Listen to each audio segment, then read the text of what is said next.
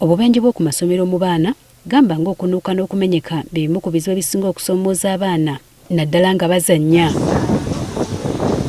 Kati mu kaweefube w'okuyamba abayizi okufuna obukodyo bw'okudduukirira abayi, ab'ekitongole ki Uganda Red Cross ettabi ly'Embalala batendesa abayizi okuva mu masomero 6 mu ngeri ennyangu gye bayinza okudduukirira mu bannaabwe nga bafunye obubenje.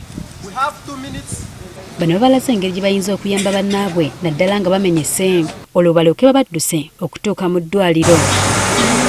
Kuno bagasseko okubayisa mu kwanukula ebibuuzo ebyakaasa mmemme oba quiz okukakasa nga baliko bye bayize mu ngeri y'okutaasa bannaabwe.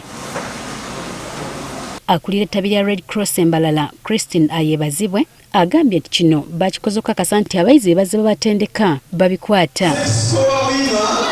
Been training the pupils in first aid for the whole of last month, different schools like you've seen the 7 of them.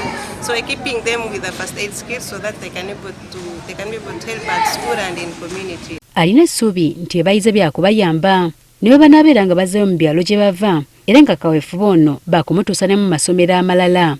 So we will not stop at this. We will keep engaging different schools, different head teachers for all the pupils at least in a school to have a skill in first aid. Akulira ekiwayo ekidduukirira abayi oba emergency ku ddwaliro Limbaala Regional Referral Hospital, Dr. Frank Senyondo asiimye abayizi abeewaddeyo okusoma eby'okudduukirira bannaabwe.